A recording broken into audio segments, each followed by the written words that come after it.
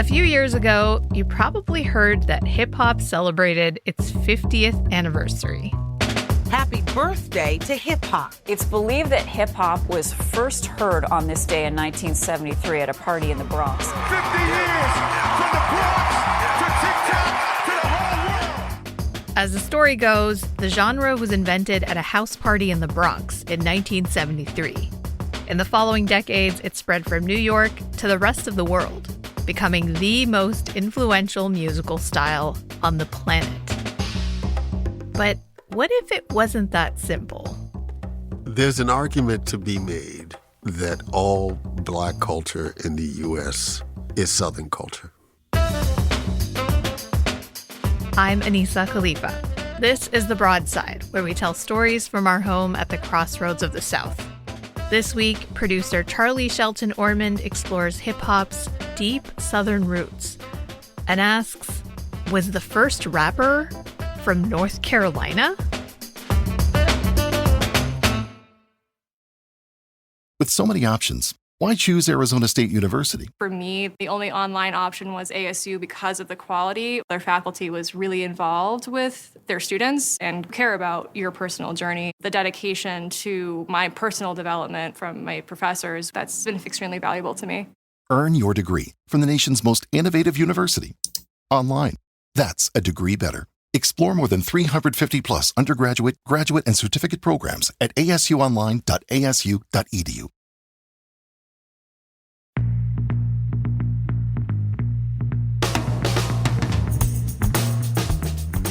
Hey, Charlie. Hey. How's it going? It's going well. How are you? I'm good. I'm excited to hear this story that I haven't been allowed to really hear yet. But it's been under wraps. Yes. But you've been exploring a slice of North Carolina music history lately. Tell me about it. Yeah. I want to talk today about a guy I recently came across named Pigmeat Markham. Great name. Yes.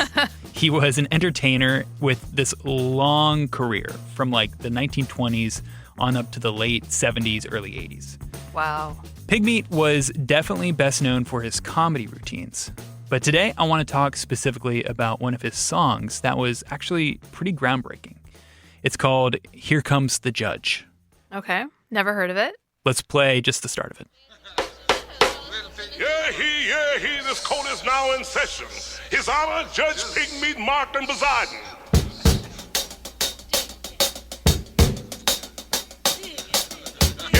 Yeah, he, the court of swings is just about ready to do that thing. I don't want no tears, I don't want no lies. Above all, I don't want no alibis. This judge is... Pigmeat Markham recorded this song in 1968. It was the evolution of a comedy bit he'd been doing for years about this judge who doles out these silly and ridiculous verdicts to folks who appear in his court. And now here's where the song really goes to the next level. Here come the judge. Everybody know that he is the judge.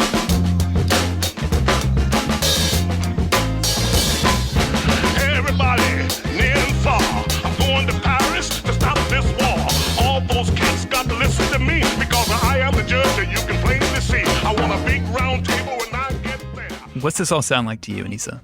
Yeah, I mean, y'all can't see me. I'm dancing in my chair. 1968. I mean, it sounds kind of like hip hop, but it's before, the so-called birth of hip hop that I know about. Yeah, so this song is regarded as an early form of hip hop, kind of like proto-rap. Yeah.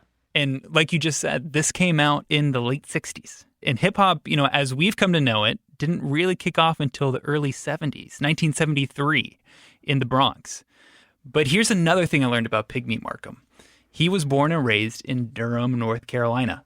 No way. Right down the road, actually, from where we're recording in a historically Black neighborhood called Hayti. So after learning this, I wanted to figure out, was the first rapper from right here in Durham, North Carolina?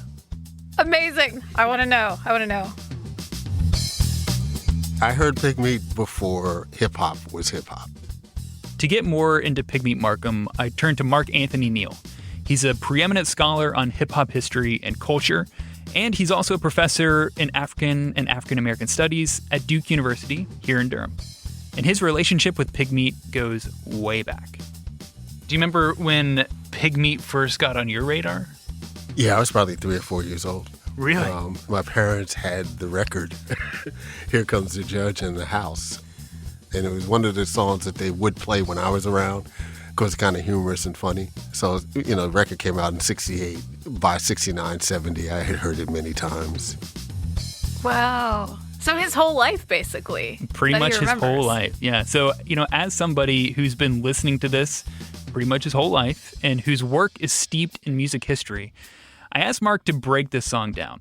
What about Here Comes the Judge sounds like a harbinger of hip-hop? I mean, the thing for me that makes it so hip-hop, besides his kind of rap style, was the breakbeat. I mean, the song is just funky. There's no other way to describe it. So I'm not an expert in music. What is a breakbeat? Sure. So back in the 70s, in the early days of hip-hop, a DJ would be listening to a funk or soul record and hear this section of a song where all the other instruments and the vocals would go away. And it's just this break for the drummer to really put a spotlight on the beat for a song. And now DJs would then take that section and put it on this loop, and that became something that MCs could then rap over. And they called it a breakbeat. Here, it's right at the start of the song when the drums come in over Pigmeat.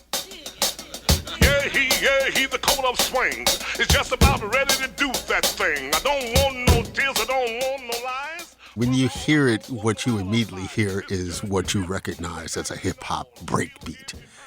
And he's obviously rapping, right, in ways that when we hear it, it sounds like early rap. Same kind of rhymes. And I think you put those two things together, and when you listen to early hip-hop, you cannot hear Pigmeat. But having this new, innovative sound was an accident. I mean, Pigmeat wasn't really a songwriter, right? He was a comedian, first and foremost. And by no means was he intentionally trying to, kickstart a new musical phenomenon here. He was just making a record out of something that had long been a part of his repertoire. What's important about the story of this song, it's something that he had been, by that time, performing for 40 years.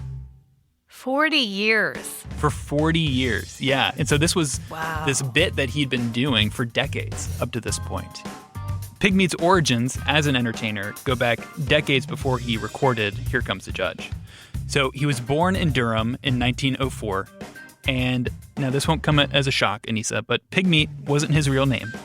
No. It was his stage name. His real name was Dewey Markham.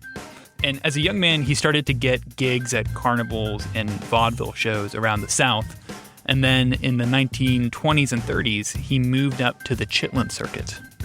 So the best way to describe the Chitlin circuit, it was the series of theaters where black performers were allowed to perform in the segregated America. We had to do everything in show business. Sing, dance, comedy, everything. We was there to put on a show. This is Pigmeat Markham in an interview in 1980. We did a show with nothing but the clapping of the hands and the rhythm of the feet. And we get the people entertainment. That's what you call original. Original. And it's here, working the Chitlin circuit, where Pigmeat developed this character for his act, a magistrate comically presiding over a courtroom. The joke is a black man is a judge, right? That in itself was a form of humor because it was so unbelievable. Pigmeat did this for a while and eventually stepped from the stage onto the TV screen, specifically onto the Ed Sullivan Show. Oh, I was on Sullivan's show more than anybody other than Ed Sullivan. It wasn't until years later, though, in the spring of 1968, that Here Comes the Judge really took off. But it wasn't because of Pigmeat Markham. It was actually another comedian in the judge's robes, Sammy Davis Jr., doing his own version on the show Rowan and Martin's Laugh-In. You can testify, but you just can't win, because I'm here to tell you guilty as sin. Here comes the judge. Here comes the judge.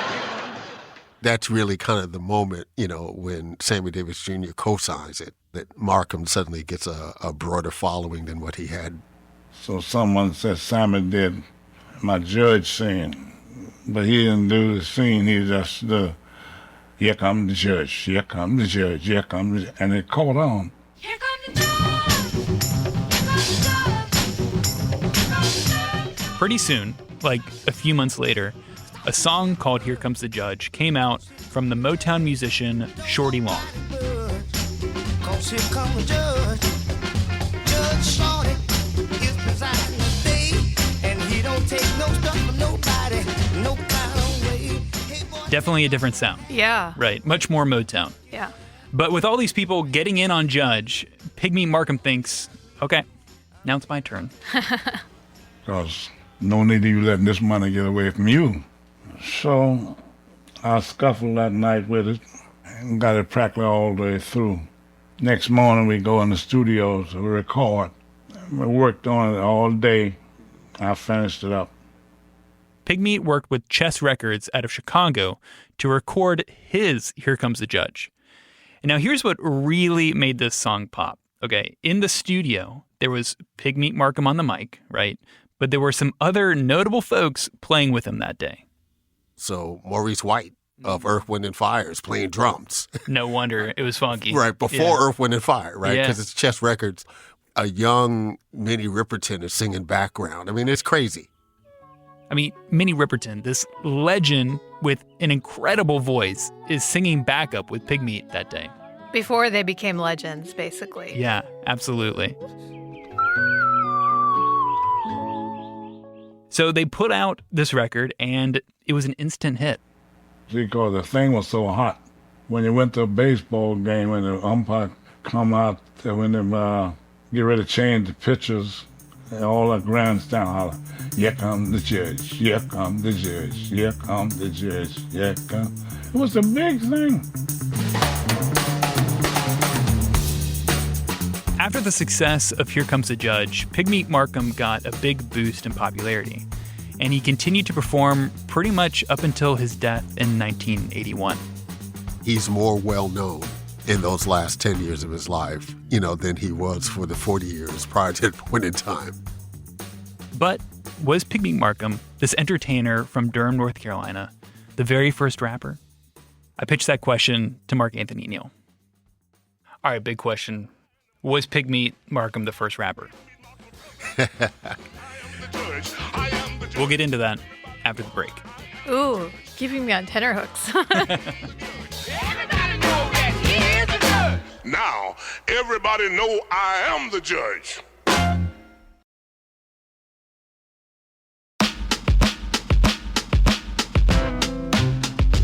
Okay, Charlie. You've been keeping me in suspense. So, can North Carolina actually claim the first rapper?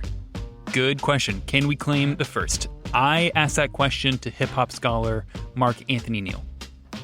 I would say no, and only because he was tapping into a tradition that includes, young black boys playing the dozens, going back to the 1920s.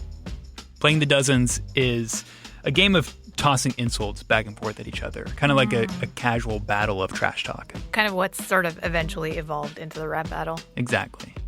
And, there were many a black preacher that we don't know, we don't talk about, who were preaching in these same kind of cadences that we hear in rap music. So Pigmeat Markham is a part of a lineage of sound and influence. Mark says it's not like we can definitively say this is the date when hip-hop started with a clear before and after. Hip-hop grew into something distinct over a long period of time. The argument that I always make about hip-hop when we talk about it is that hip-hop was bred from a larger tradition of black orality, right? It did not just show up one day. The bits and pieces of it, the DJs, the turntables, the breakdancers, the graffiti, yes, all of that stuff coming together historically specific. But when you talk about those oral traditions, it's just that, right? It's part of a larger oral tradition. So ultimately, no. I don't think we can say Pigmeat Markham was the first rapper. But that's okay, because I don't know if we can say anybody was the world's first rapper. And that makes tracing hip-hop's lineage just more exciting. It invites more discovery. There are other records before Here Comes the Judge that people have pointed out as earlier examples of rap. Now, I like this one a lot. It's a song called Noah in the 1940s by a quartet called the Jubilaires. Hey, children, stop, steal, and listen to me.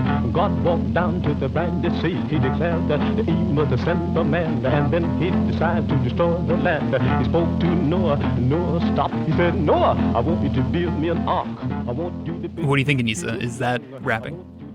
I think you can see, like you said, that lineage of the oral tradition kind of on its way to transforming into what hip hop eventually becomes, right? Like, it's very much of its time. Like, you hear that and you're like, yeah, that's the 1940s. But I love learning about this lineage of oral tradition that eventually, because, no cultural movement that has this much impact just kind of like appears one day out of, whole cloth. Right. You listen to Noah by the Jubilaires and you can hear the DNA of what hip-hop would become. And you can also hear a connection from that song up to Here Comes the Judge in the late 60s, right? Yeah. But even if Here Comes the Judge isn't the first rap song, it was still influential for the folks who would become some of the first rappers. Pigmeat Markham goes gold, right? I'm sure there were a lot of that first generation of rappers that when they were drawing on different styles, Pigmeat Markham would have been one of them.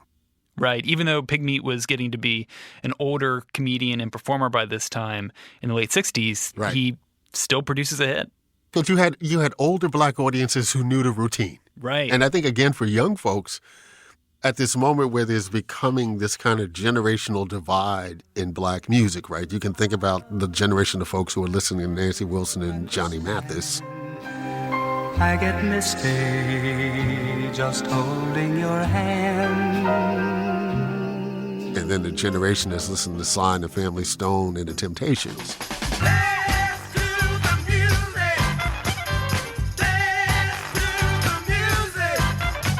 And so Pigmeat Markham is this older artist, right, who feels fresh and new because of the kind of music that Judge is presented with.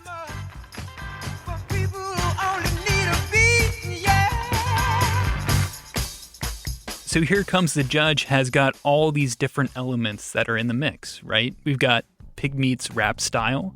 We've got a funky breakbeat. But laying the foundation for all of that are Pigmeat's roots in the South. Growing up in Durham, he was immersed in black Southern culture. And Mark says those Southern roots are a part of a massive tree of influence with branches that reach far and wide.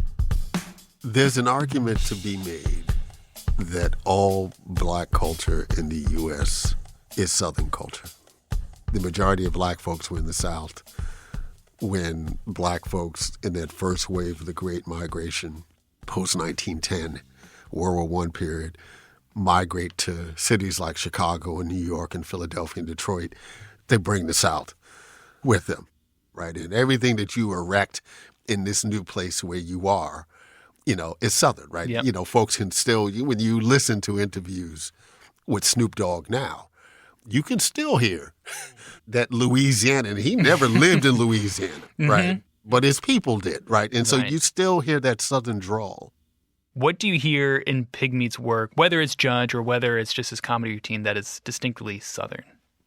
When I hear Pigmeat, I hear black men sitting on a porch or in front of a convenience store, telling stories, playing the dozens, being social with each other. When you think about it in a Southern kind of context, right? It's spaces where black men are coming together and telling stories, right? And Here Comes the Judge is Pigmeat's story. And Pigmeat's story has carried on. Over the years, his work has been sampled and mixed into different styles of music, from rap and hip-hop to dance pop. The lineage that Here Comes the Judge was tapping into continues to grow. And Pigmeat Markham, as a native North Carolinian, is still handing down rulings decades later. Pigmeat, sir, don't you remember me? No, who are you, boy? Well, I'm the fella that introduced you to your wife. To my wife? Yeah. Life, you son of a gun, you. we forget about all the connections to black culture, iconic figures in North Carolina. We talk about Coltrane and Monk, obviously Nina Simone. But here's another example, right, of someone who comes out of this rich cultural tradition that North Carolina produces, and in this case specifically, Durham. And I think we do a disservice to his legacy, right, and looking at the long history of hip-hop to write a person like him out of this larger tradition of what becomes hip-hop.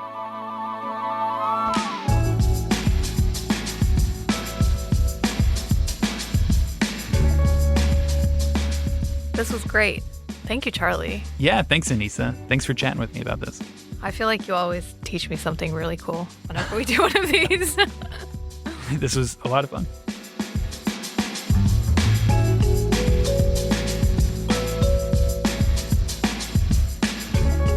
If you'd like to hear more of the songs included in this episode, we've made a playlist.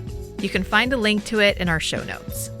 Special thanks to Glenn Hinson and the Southern Folklife Collection at UNC Chapel Hill for supplying archival audio of Pigmeat Markham. This episode was produced by Charlie Shelton Ormond and edited by Jared Walker. Wilson Sayre is our executive producer. The Broadside is a production of WUNC News in North Carolina and is part of the NPR network. If you have feedback or a story idea, you can email us at broadside@wunc.org. If you enjoyed the show, leave us a rating, a review, or share it with a friend. I'm Anissa Khalifa. Thanks for listening, y'all. We'll be back next week.